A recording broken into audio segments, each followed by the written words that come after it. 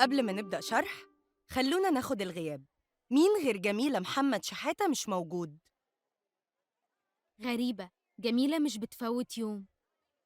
طيب نرجع للشرح. أحمد شوقي في الأبيات بيتكلم عن قيمة الوقت، وإزاي إن الوقت ده هيبقى أهم وأفضل لو قدمنا فيه أي شيء يفيد الناس. عايزة بقى كل طالب وطالبة فيكم يقول لي إمتى آخر مرة فاد فيها حد. أنا من يومين ساعدت ماما في ترويق البيت. هايل، برافو عليكي. ها، مين تاني؟ عملت الأسورة دي الجميلة عشان النهاردة عيد ميلادها وعايزة أفرحها. أيوة، عشان كده جميلة ما جاتش النهاردة. ششت. يا جماعة ما ينفعش كده. برافو عليكي يا نورة، انتي خدتي من وقتك المهم وقعدتي تعملي لصاحبتك اسوره عشان تفرحيها. بكرة هنكمل كلامنا.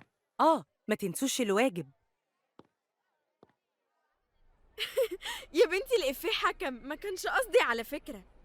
كل مرة تضحكي الفصل عليا وتقولي لي ما كانش قصدي. يوه خلاص بقى يا نورة، ما تزعليش. طب انتي عارفة إن انتي أقرب صاحبة ليا؟ ماشي خلاص، مش زعلانة. يوه، أهي جانا جاية علينا أهي. أكيد بقى هتعيط لنا بعد اللي حصل. مالك يا جنى؟ شفتوا؟ المدير لغى فريق الكورة بتاع البنات. إيه ده؟ ليه؟ مش عارفة، بس أكيد عشان العدد. إحنا ندخل للمدير ونتكلم معاه. يا بنتي نتكلم معاه في إيه؟ وبعدين انتي مالك؟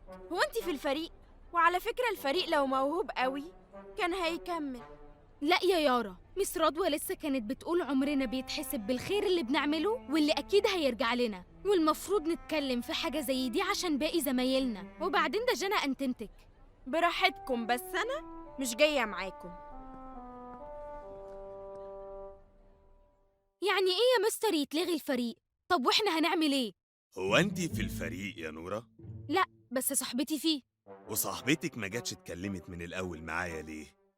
آه... عموماً أنا مفيش في إيدي حاجة، بالعكس. كابتن جانا أنا من أشد المعجبين بيها وبلعبها، بس باقي البنات بينسحبوا وبيختاروا رياضات تانية، وآخر بنت انسحبت كانت امبارح. هي مين البنت اللي انسحبت يا مستر؟ اسمها جميلة، اللي بتلعب في حراسة المرمى. معقولة؟ للأسف هو ده اللي حصل.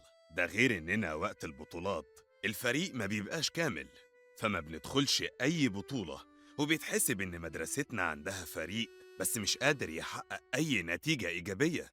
عموماً أنا هفكر في حلول وأرد عليكم.